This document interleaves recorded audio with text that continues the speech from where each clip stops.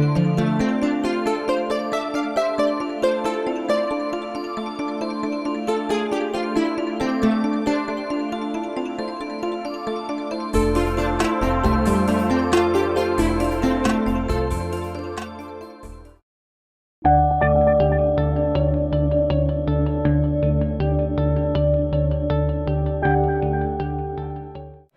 afternoon, everyone, and welcome to the Law Day Luncheon for the Manatee County Bar Association. My name is Andrea Johnson, and I have the pleasure of serving as this year's president of the Manatee County Bar Association. Here to lead us in the Pledge of Allegiance, Sheriff Wells.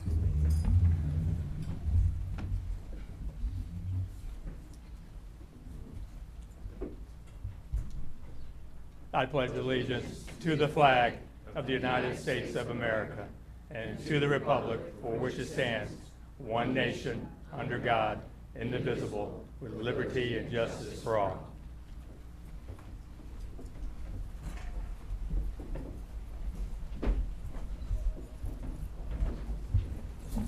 Thank you very much. We have a special program this afternoon, but we have a bit of association business first. And so I want to start off by thanking all of you for attending. This is a wonderful event. We hope that you will leave this luncheon inspired, well-educated, and just overall having a great event.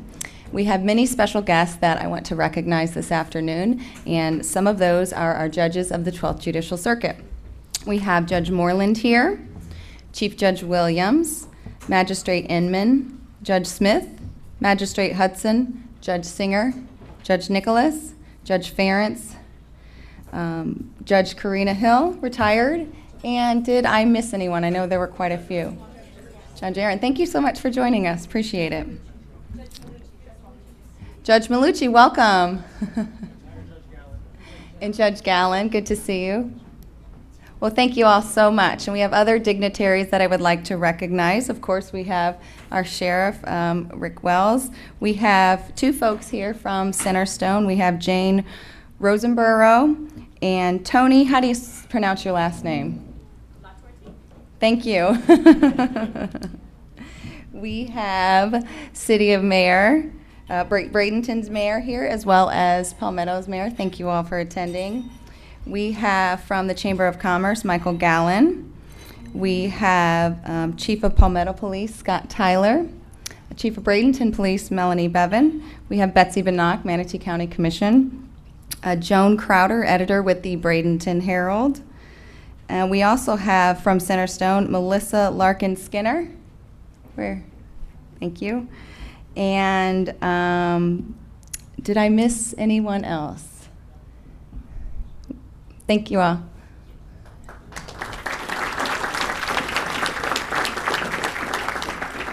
Well, our luncheon would not be possible if it wasn't for the wonderful support of our sponsors, and we have two of them here this afternoon. Our diamond sponsor is Fidelity Bank, and I'd like to bring them up for a few moments. Good afternoon. First, on behalf of Fidelity Bank, we're proud to be the diamond sponsor of the Manatee County Bar Association this year. We are only one of the few community banks in this town that offers an entire suite of products and services specifically geared towards attorneys and their practices. We look forward to partnering with each and every one of you and being a resource for you during the year. At Fidelity Bank, we stand ready to partner with you and work with you in offering solution to all of your business and personal financial needs, no matter how routine or complex they might be. I'd like to briefly introduce some of my colleagues that are here with me this afternoon. I'd like them to stand up so you can see them. First of all is Joanne Baker, our Business Development Officer. Next is Janet Miller. She's the Vice President and the Office Manager at the Cortez Road. And I am Michael Castro. I'm also a Vice President and a Branch Manager at the office on Manatee Avenue and 46th Street West. And last but not least, to our law enforcement personnel here this afternoon, we want to thank you for continuing to serve and to protect our community. If any of you have any questions, we'd be more than happy to answer any questions you may have after the program. Thank you once again.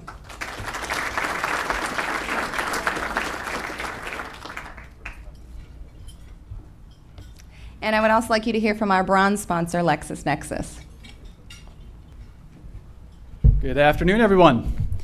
My name is Chad Tuma. I am the local rep for the Manatee County, Greater Tampa Bay with LexisNexis.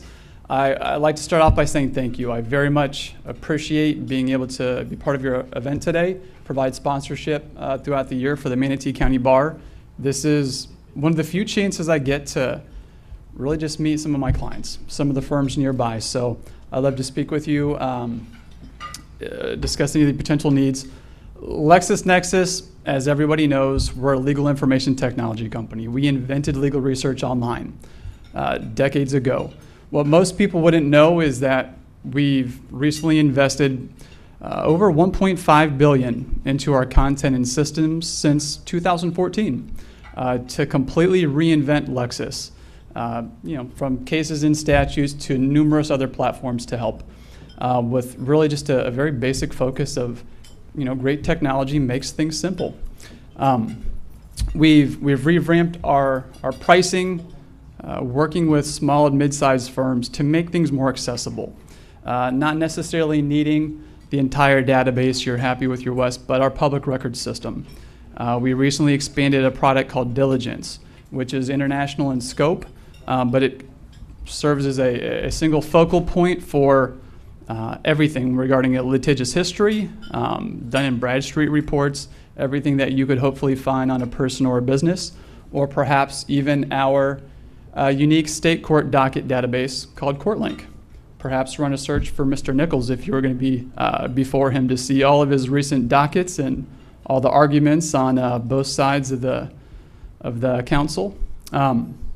Either way, feel free to stop by. At the very least, drop off a business card. We have a great drawing this year, the 2017 Florida Rules of Court annotated, as well as a bottle of Woodford Reserve. They go hand in hand. There's am I saying this correctly? It's a low ball. It's a Yeti low ball. It helps to not let your ice melt with your whiskey. I'm learning to become a connoisseur. So please stop by, drop off a business card. There'll be multiple drawings with gift cards. We also have some great specials for any solo attorney firms out there, 90% off for the first year.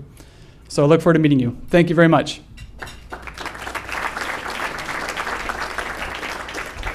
Thank you. We appreciate the support from both our diamond sponsor, Fidelity Bank, and of course our bronze sponsor, LexisNexis.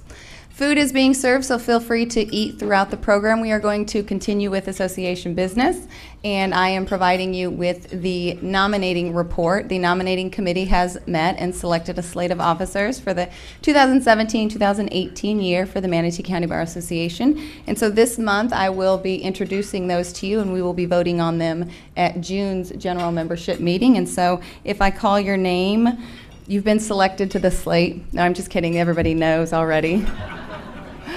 Would you mind standing so the rest of those in attendance can see? I will be the immediate past president. We have the director for the Young Lawyers Division president position, Brian E. Swift. We have a director, Jay Horn, director Elizabeth Moneymaker, director Mary Hawk, director Marissa Powers, director Rebecca Proctor, director Lori Dorman, treasurer Charles Telfair, secretary Jennifer Fowler Hermes, president-elect Alex St. Paul, and president voted on last year Paul Grandal. So that is the slate that nominating is presenting to you. Thank you. This is also a reminder that the Young Lawyers Division will hold their annual meeting and election of officers on Wednesday, June 14th at noon. That will be at the Conference Room Center at the Manatee County Judicial Center. Now at this time, I would like to bring up Charles Telfair for a report on the association's Habitat for Humanity project.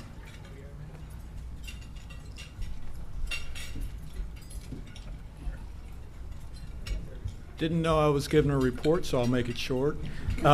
We met on Saturday at Habitat for Humanity. We had Alex St. Paul with a pickaxe, and we actually got a picture of her doing that. We landscaped, we painted some fences, and did some other sundry things, and I thought it was a great success. So thank you for everybody who pitched in, and look forward to working on it again next year. Thanks.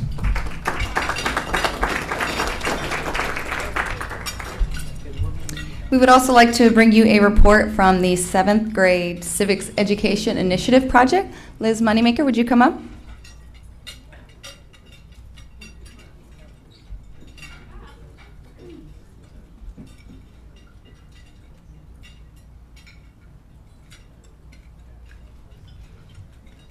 I do think it's interesting that the director with no children was put in charge of this project. No, we had a great time. We had a lot of good volunteers. About 20 attorneys across Manatee volunteered to go to 9 different middle schools, and it turned out to be about 63 different classrooms to present this year's topic, which was due process. Special shout out to Judge Moreland, who had a whole combined classes in one school. She took care of one fell swoop once her trial was over, so I appreciate that, Judge. Please, next year when we call you for volunteers, if you haven't done it before, everybody who came back to me said what an amazing time they had. So apparently, even if you don't like children, it's a fun thing to do. So thank you.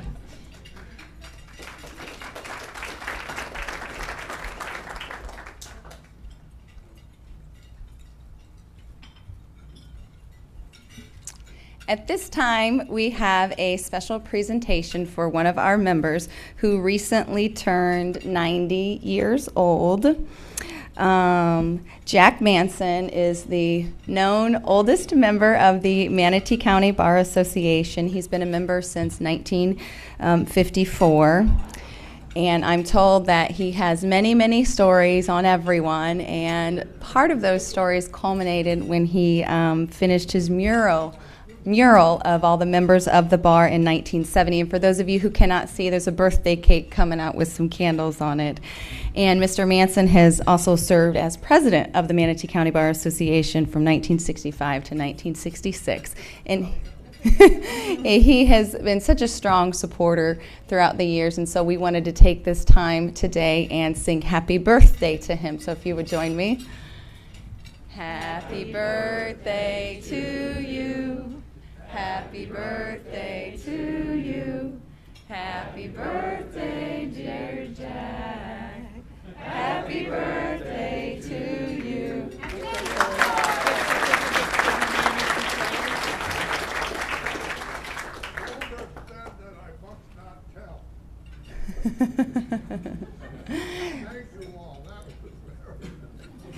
You're very welcome. And we understand that you enjoy a play or two at the Manatee Performing Arts Center, so the Bar Association has given you a card and some tickets to that to say thank you. Okay. Now at this time, Judge Nicholas, I'd like to bring him up for an announcement that he has.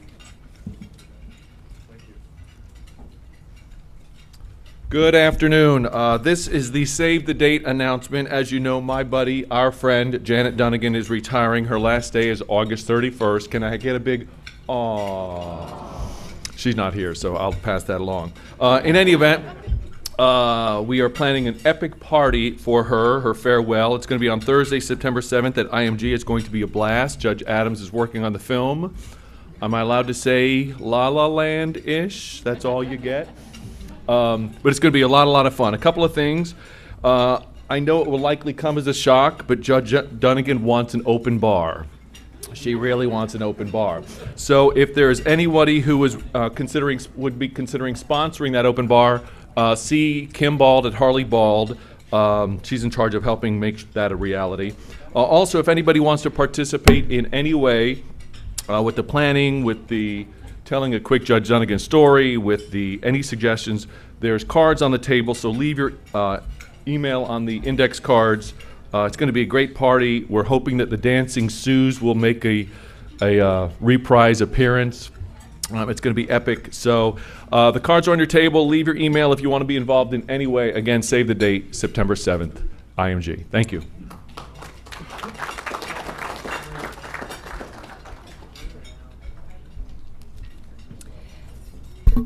Now, at this time, we will begin the Law Day presentation, so I'd ask Judge Moreland to come up. And if I could just have all my panelists please come up to the table, to my left, I'd greatly appreciate that. Ladies and gentlemen, first I'd like to thank everyone, President Johnson, the Executive Director Federico, Mr. Grondell, and the other members of the Manatee County Bar for letting me to participate in today's panel discussion. I'd also like to thank some judges and magistrates who were helpful in educating me on the issue we'll be discussing. That'd be Judge Smith, Judge Malucci, Judge Deese, Magistrate Inman. They all gathered together to help get as much of the information that we thought would be helpful for you, as well as getting the panel together that we thought would impart the more important information than I have. So what I want you to do is simply imagine if you've suffered an accident, you've had a surgery, you've had a horrible loss, or something else of the 100 other challenges in life you've faced. In those losses are horribly painful, whether it's physical pain or emotional pain. And someone came to you and said, you know, I have the answer. It may even be the cure to that issue. And that cure is 50 to 100 times more powerful than anything you've had access to before. A cure that will result in a euphoria, a mental state of well-being. And better yet, it's extremely affordable. Does that sound too good to be true? Well, ladies and gentlemen, you need to stop imagining it, because there's a reality that's coupled with this cure, this answer that many people are looking into. Statewide, in 2010, we had 50 heroin deaths. And by 2014, we had 477. Fentanyl, we had 200 deaths in 2010, and 532. Let's focus in a little closer at home. The 12th Judicial Circuit, death caused by heroin and or fentanyl. In 2012, we had 8. In 2013, we had 19. In 2014, we had 63. And in 2015, we had 122. We were the 4th among all the 20 circuits in the state of Florida. Let's get even closer to home. In 2015, we had 77 fentanyl deaths and 45 heroin deaths, more per capita than any of the other 67 counties in the state of Florida. Translated, that means that we had 20 to 24 deaths for every 100,000 citizens in this city. And in 2016 through October, we had 891 overdoses and already 60 deaths. Ladies and gentlemen, I like to call this the Why Manatee County, Why Now, and what are we going to do next? We are joined here with numerous panelists. To my immediate left is State Representative Julio Gonzalez, who currently represents the 74th District, which includes Inglewood, Northport, Venice, and Sarasota County. He was born in Miami, Florida, attended the Leonard M. Miller School of Medicine at the University of Miami, and after completing his internship in internal medicine, he joined the United States Navy Reserve. Thank you. Next to him, we have Adina Bridges, who holds a master's degree in clinical social work and a bachelor's degree in behavioral health care with a concentration in both applied analysis and adult community services, both from the University of South Florida. Presently, Ms. Bridges works with Centerstone of Florida as a therapist and a team coordinator in comprehensive treatment court program. She's also on the verge of getting her second master's in public health. To her left, and we all need to give him a very round of applause today, he is stepped in literally through the door and was captured for this spot today. And that is Mr. Alfred James. He is our drug court coordinator. He's been doing it for 16 years, and he also holds a master's from Liberty University. Next to him, we have Captain Shear, who has been with the Sheriff's Office for 22 years, 11 of those years with the Child Protective Investigation Division, and he is currently the Commander in Special Investigation Division, overseeing all operations that include the enforcement of laws pertaining to the unlawful sale of controlled substances and other illegal substances. I like the way he described himself better. He said he was a servant to Manatee County, doing everything he could to make us better. And last but not least, we're joined by Ms. Sharon Kramer. Ms. Kramer has a master's degree in education and is internationally certified in prevention professional. She has managed the Office of the National Drug Control Policy, Drug-Free Communities Project in Ohio and Florida, and in addition, she has served as the Executive Director of Drug-Free Manatee since 2009. I think we have some wealth of knowledge here today we need to tap. The way we're going to do this is the first thing I'm going to do is I'm going to have each of them, and I told them what I want them to do is take 2 to 3 minutes, and I want them to tell you what they, from their particular vantage point, know about the problem, are doing about the problem, or see that we need to do about the problem. And first up is going to be Representative Gonzalez, so if we can just slide the mic over, that would be great. Well, thank you, Your Honor. And thanks, everybody, for having me be here. I am highly excited and even more intimidated at being here before you. From my standpoint, I guess my standpoint is a physician and as a lawyer and as a state representative, to give you a little bit of insight of what I've seen, what I know, and where we're headed. As a physician, I can tell you that narcotics, the panacea that was described to you, not so truthfully described to you, is really non-existent. Pain medicines and even legal or illegal have significant consequences. They affect our opioid system, which is a system that, among other things, controls our pain perception. It also controls our mood, and it controls a lot of our euphorias and our emotions. But associated with that, it has addictive qualities. There's something called tolerance, and there's something called downregulation of receptors, where actually the medications become less effective at their primary purpose, and you become increasingly dependent at those medicines. This year, we had some discussion in the House of Representatives about how some of the studies by the CDC that are demonstrating that the addiction process can begin as early as 3 days of legal medication use. And so we were attempting to do things about that. I can also tell you that as a legislator, Manatee County, I've been very impressed with Manatee County and their efforts to bring attention to this issue, particularly Representative Boyd, who represents you all, has been a stalwart of on this issue. And a lot of the information that I've gotten, a lot of the insight I've gotten about Manatee County has been through events that he has coordinated and invitations from Manatee Memorial to come here and just listen to what is going on.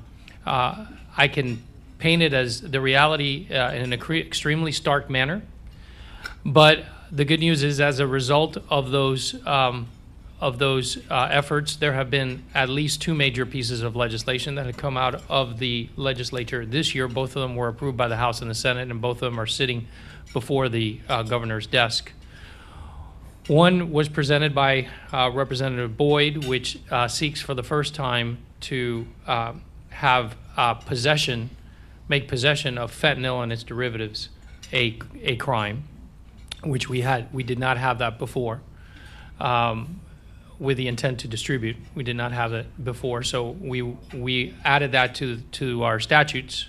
It has a couple of other side ingredients, but that was a major impetus, because it does appear that the use of these substances is moving from the legal ones obtained illegally to the illegal ones, such as carfentanil and more recently even heroin. The other one comes from Palm Beach, but it's an issue that affects us as well, and that is this market that has developed of trying to lure people from outside of the state to come to the wonderful state of Florida, where they can go to a residential, a recovery residence, or a safe house, a sober home, and spend some time in a place where they are in a drug-free zone. And what ends up happening is that we can't really regulate those. We're very limited in how we regulate them, because the federal government has superseding legislation in the ADA and the FHA that keeps us from, as states, from being able to license these organizations or facilities. So people come here lured by the beautiful weather and this beautiful photographs of a place. They spend some time recovering, and then the cycle begins where they get hooked up with someone who, as soon as they leave or make enough progress, gives them more drugs, and then they bounce back, and it becomes a self-fulfilling business venture. So there was a law that we passed to regulate that as well without using licensure. Thank you. Just to close, I just was going to say, this is not the final step. This is a continuous process, and it is a very difficult one to address. Thank you, sir. If you would look on your table, at the end we will take questions from the floor. We can do them one of two forms. You are either going to be asked to go to the microphone, or the other way is I did leave cards. I don't think they should be confused with Judge Nicholas's cards. That if you want to ask a question and write it down and bring it up, then I can ask the question. Let's move on to Ms. Bridges. Hello, my name's Adina. I guess my unique perspective is definitely is definitely from it comes from a different background. Sitting in this room here with you today, had it been 10 years ago, I would have avoided every single one of you, especially this man here. Because what started my education process and getting back into the judicial circuit and court team was my own IV drug use. I was running around town in Manatee County during the pill mill epidemic. I was doctor shopping and using as much as possible. But the main reason at that time was because it made me emotionless. That was the best way to explain it. I had nothing, but I also had nothing to get sober for, so it was kind of a catch-22. At that time, I was actually put into drug court with Alfred here. I didn't take drug court because I wanted treatment and I wanted to get sober. My goal was to get out of jail. I believed that I could fake the system and just scurry along throughout that year, falsifying drug tests. I did numerous things. I was not a great client. But I thought that would work, but that's how the addictive mind thinks. I just thought that I was smarter than everyone else when that was exact opposite. They knew from looking at me that I was using.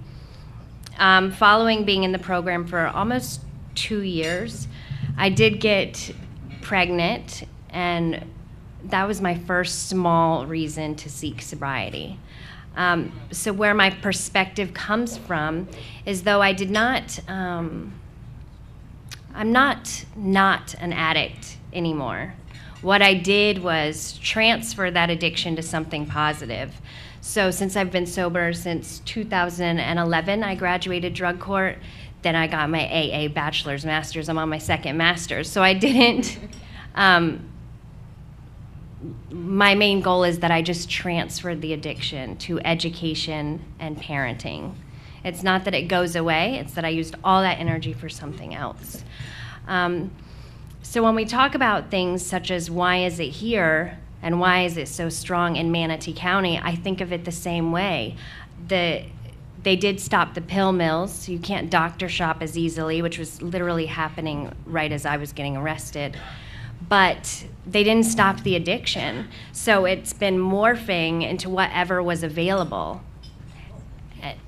And I mean, that's something that we need to fix and have more services for. Thank you. Thank you. Mr. James? Okay, good afternoon.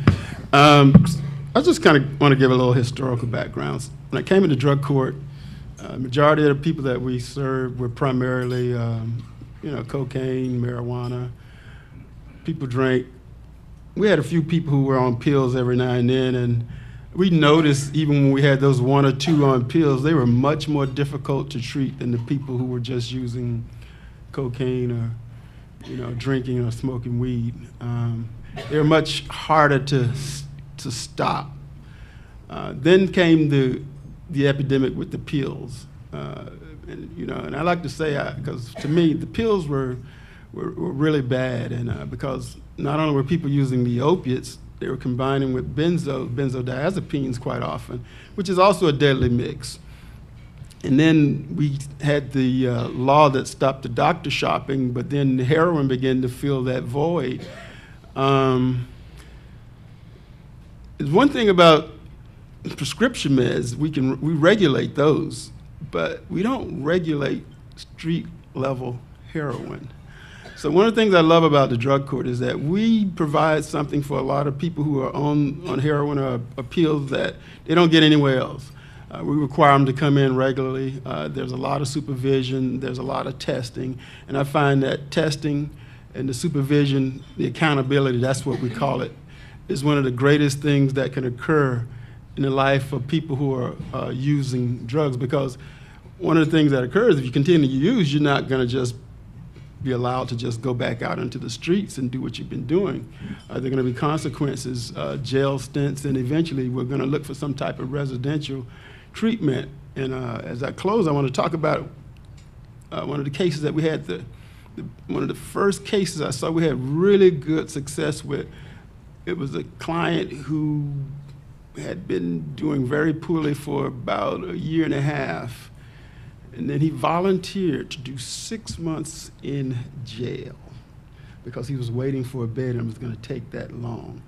And then he went, after that time, he went into the bed after the jail stint, and he completed the program. And to my knowledge right now, that's probably been about 5 years, and he's still clean. So what we found out is that when you're dealing with prescription opiates and heroin and the other opiates, is it takes a longer process to get people clean. So one of the things we do is we keep people longer now in drug court because it just takes longer.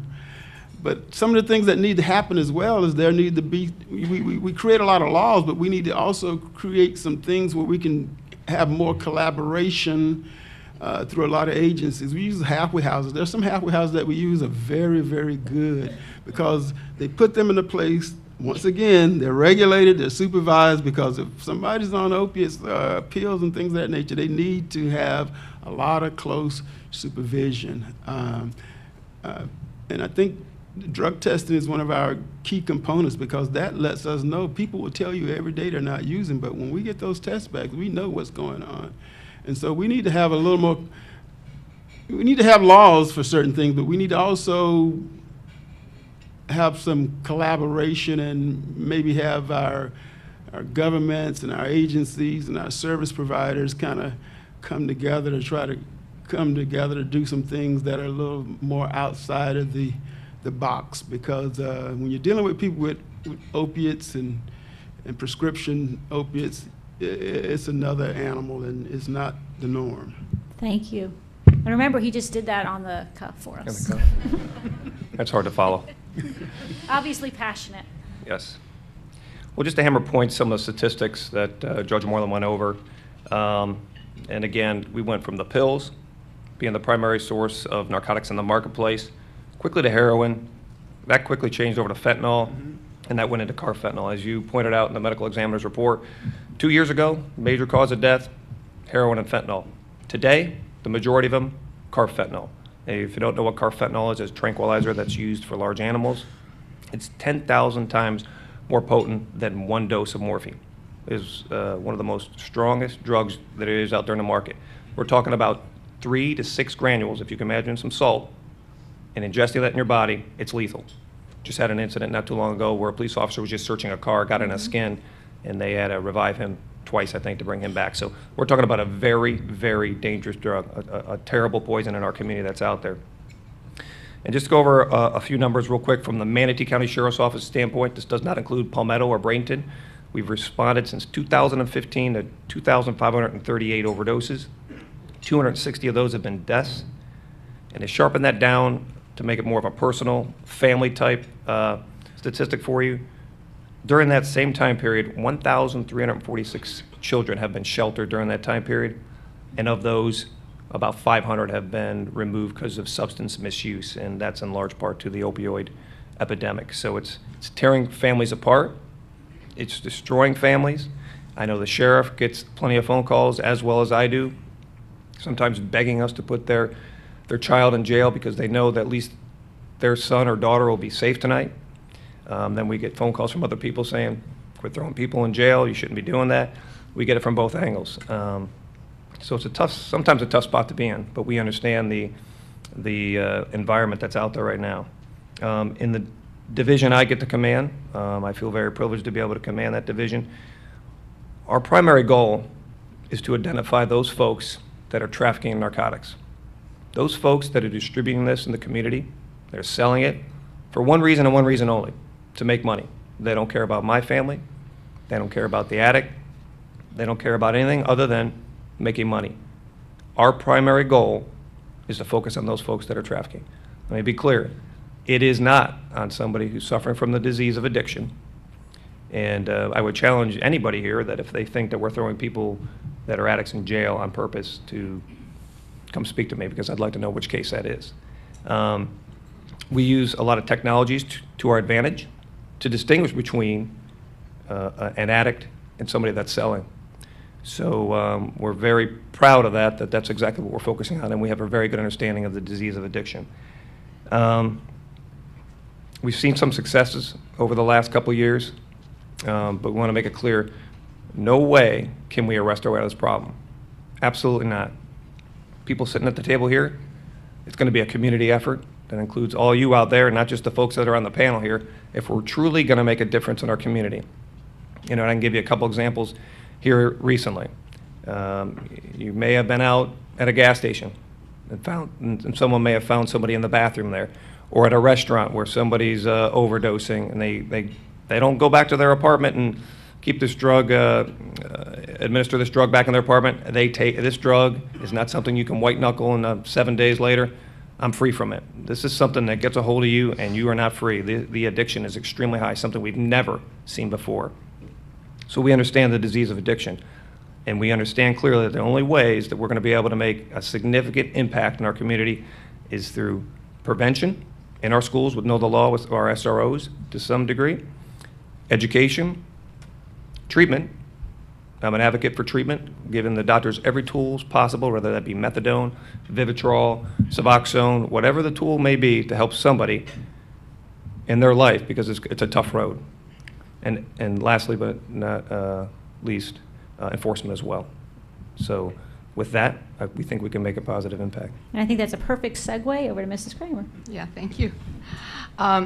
Drug-Free Manatee is a coalition of stakeholders that are collaborating. I like Alfred's word, collaboration. So the collaboration is to prevent and reduce substance abuse. About 1.5 years ago, we convened the Addiction Crisis Task Force to look at the opioid problem as a system in this county. We meet monthly, we look at the overdose data, and we identify identify and implement strategies. This is a very complex problem. At the table have been Judge Dees has been at our table, along with law enforcement, DJJ, hospitals, EMS, county government, treatment providers, educators, child welfare, everybody coming together to talk about what are we going to do in Manatee County. The Drug-Free Manatee's focus has been prevention. To help with the overdose problem, we produced a Good Samaritan public service announcement. It reached probably 90% of this county to reduce the overdoses, have people call 911. We also promoted a secure monitor dispose to educate the community about getting rid of the opioids in your medicine cabinet so that people don't take them, especially children.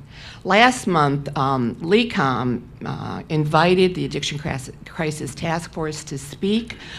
Captain Scheer was on the team of 15 partners that went over to LECOM and spoke to 1,000 medical, dental, and pharmacy students about addiction and the data, about Narcan, naloxone, prevention education, and medication-assisted treatment. The students said, why don't we get this information in our curriculum? This would help us be better professionals. They also asked about the prescription drug monitoring program. Why isn't it mandatory in the state of Florida like it is in other states? Those who work in public health are familiar with an upstream, downstream metaphor. Right now, we have people downstream in the river drowning. We have rescue workers working frantically to pull those people out of the river. They can work fast and hard, but they can't seem to rescue all of the victims. They talk amongst themselves. Should we hire more staff? Should we put up better signs? If you're in prevention or public health, you take a look upstream, and that's what Drug-Free Manatee is suggesting. We need to look upstream, not just downstream.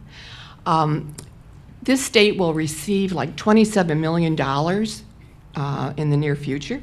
I think it starts pretty soon. That's all providing harm reduction, which is naloxone, and treatment, medication-assisted treatment, and we need that. But we also need to look at the importance of prevention. We're not getting any money in prevention.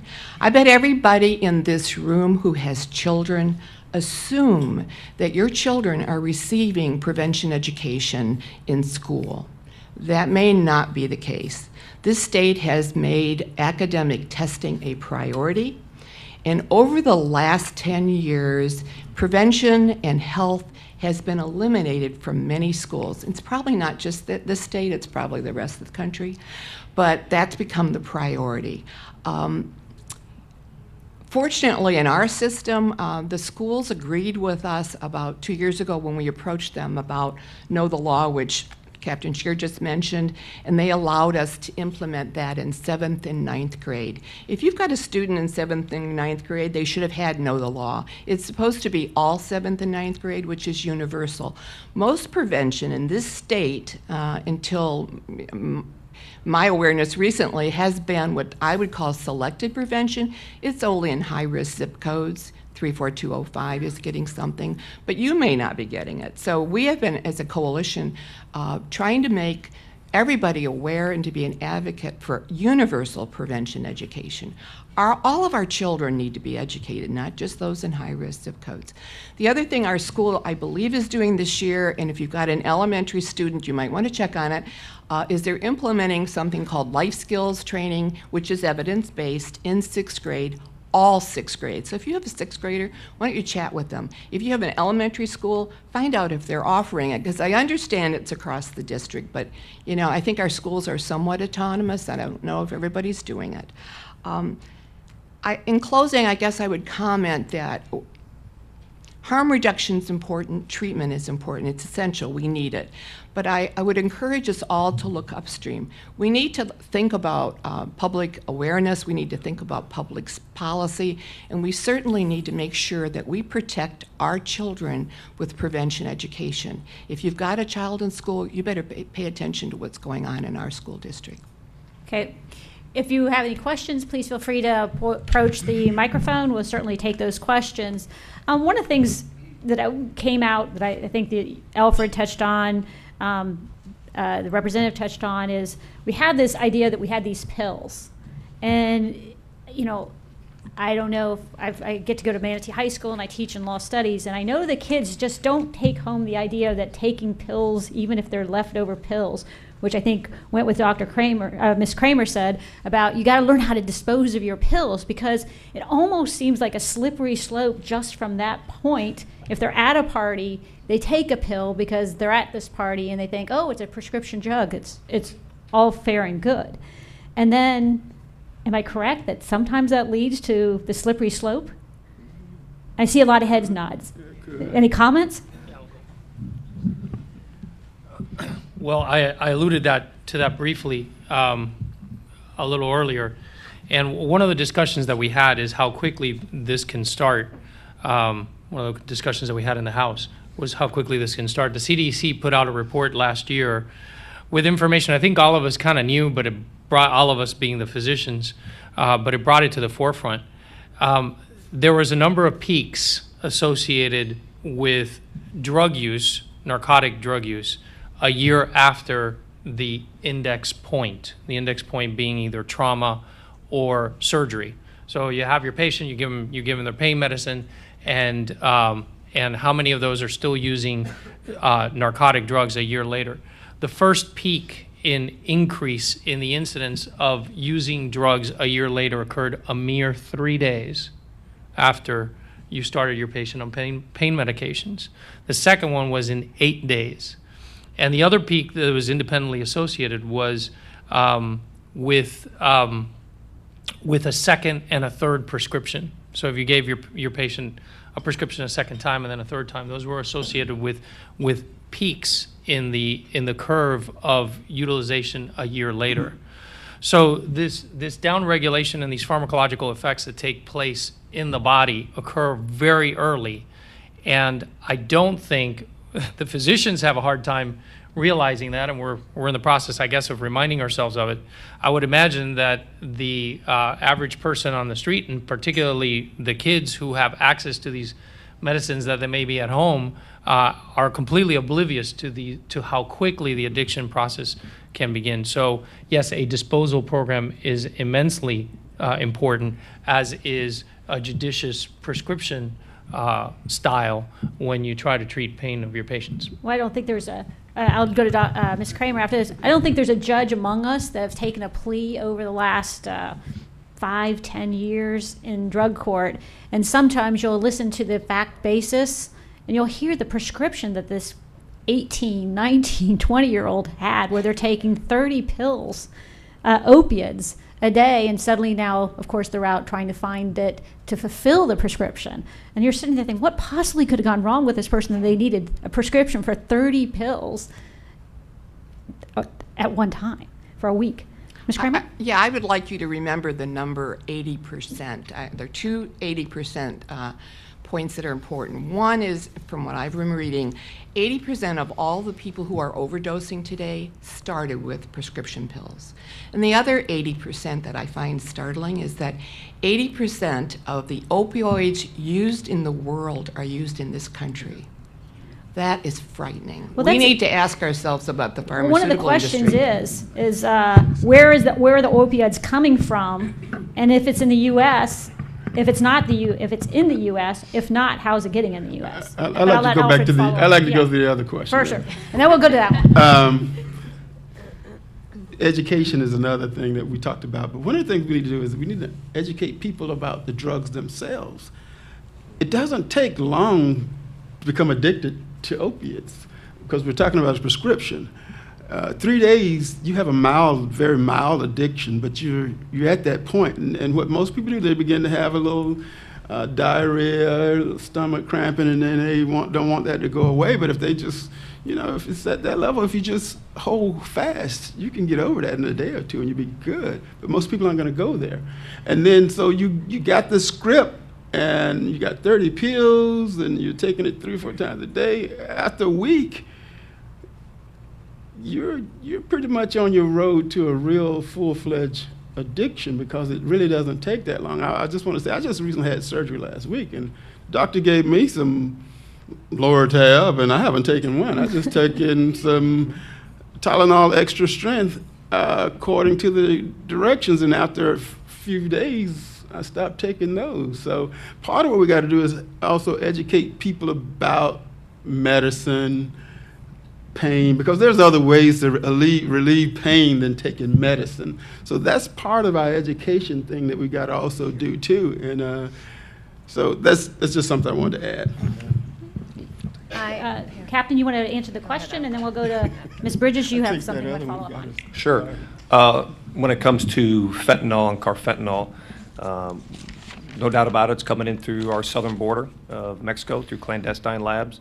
When it comes to fentanyl and carfentanil, you don't need the opioid plant to be able to create this. This is a man-made, manufactured product. So, down in Colombia and South Mexico, unlike heroin or codeine, you need the opioid plant. Not with carfentanil and fentanyl. It's significantly cheaper. Drug dealers can make a lot more money, but again, it's a lot more dangerous. So that's where that is coming into the marketplace. It's also coming in from China. We've had a case or two where somebody just was bored on the internet one day, ordered it off the internet, delivered it to their house, and shot up. Never had done drugs before, ever in their life. And that's how he got it. So we also know it's coming in from our northern friends in Canada as well, where they're having a significant problem with fentanyl in there. And just to give you an example, it's coming in from China. They'll put the fentanyl actually in like laundry detergent boxes.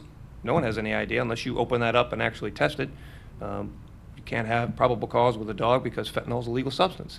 So the dogs aren't necessarily going to be hitting on that particular product. But we do have some international laws that we think need to be changed, and I think Representative Buchanan is heading that up. That gives us a little bit more latitude in checking stuff that's coming in from China, because they're not being, let's say, above board when it comes to some of the stuff they're bringing into our countries, and that's affecting us. So China and Mexico is where a lot of this is coming. And I just add one last thing to that in regards to the pills. We're seeing now a new trend, actually, in the last year, where pills are resurfacing in the market. So where are those pills coming from? Somewhat overseas as well, but we also think that doctor shopping is still going on. That problem has not just disappeared. So there's still a lot of prescription going on. We worked a significant case about a year ago, and I can just tell you from the intelligence and resources we found that there is still a lot of prescriptions being written that should not be written. I'll just leave it at that. Ms. Bridges, you wanted to follow up on something. Oh, yeah, I just wanted to comment on the addiction aspect. That actually is how I started. I got prescribed the medication, and I think it was like a 14-day prescription. And within 7 days, because I had no anxiety and it was like I was fearless, and when I went out, instead of taking a drink, I just took the one pill, and I felt like I was on top of the world. That's how it began. But Alfred had a gross underestimate of how it feels to come off of I said 3 days. to come off of pill. It's such a fear, because the feeling to me reminded me of like I was dying. So your worst flu day, simultaneously things are happening. It was absolutely horrible. So you had to find pills immediately because of that fear. At the point, it was no longer that I wanted it, it was that I had to have it because I didn't know what was going to happen. That's true. That's part of the problem. And Ms. Kramer, one of the audience asked that what factors go into being considered high risk? They said you mentioned the term high risk. What factors do you see that? Oh my gosh, that's an interesting question. Well, let's put our heads together and figure it out. Yeah, go ahead. I don't know what context they were asking about it. The person, high risk factors for the person. I know from my good friend here, Melissa Larkin Skinner, she's told me that 50% of a person's makeup genetically will dictate their likelihood of being addicted to a controlled substance. Is that right, Melissa? All right, I was listening. So that would put somebody in a high risk factor. I would think somebody that's prescribed an opioid, just in general, from a doctor's standpoint, that would put them in a high risk factor. I think there's a lot of factors that should go into somebody's, or under a doctor's care, that should go into their evaluation of them to determine if they're considered high risk. So the same CDC report shed some light on it from a patient standpoint. First thing you need to understand, and I think we all know it here in Manatee County, probably everybody in this group knows it, but I'll reiterate it, is this crosses every socioeconomic stratum. This is not a disease of the poor. This is not a disease of the rich. This is not the disease of broken families. It affects professionals, lawyers, as well as anybody else. So I guess maybe a little side point, which is keep an eye on your buddies, keep an eye on your partners. We know how stressful the legal profession is and how the big problems that we have with substance abuse, which now brings me to the segue of the CDC report. One of the biggest factors that they warned of was polysubstance, a history of polysubstance abuse, a history of alcoholism, a history of prior narcotic use. If the patient was one that you were giving a prescription to because you had just, taken them through surgery, but they had prior use of narcotics, they were at a much higher risk. Anybody who has chronic pain, we know a lot of celebrities who had chronic pain problems that morphed into a narcotic addiction. So number one, there is no outside little marker that you can use to categorize somebody as high risk and keep a special eye on that person in the overall societal experience. But from the standpoint of maybe your closest colleagues, your closest friends, and your loved ones, and my patients, yeah, polysubstance abuse, prior narcotic use, chronic pain syndromes, these people are at incredibly high risk. And by the way, history of depression, history of mental disease are all things that kind of put them at one layer of elevated risk or another. I think that I have to draw this to a close. I have to tell you, I very much appreciate the audience's attention. It was kind of nice. I could almost hear a pin drop. That's a respect to the panel that we had, and I think that I appreciate all they brought to us. And unfortunately, our time has run out, and I'll turn it over to Ms. Johnson. Thank you, everybody.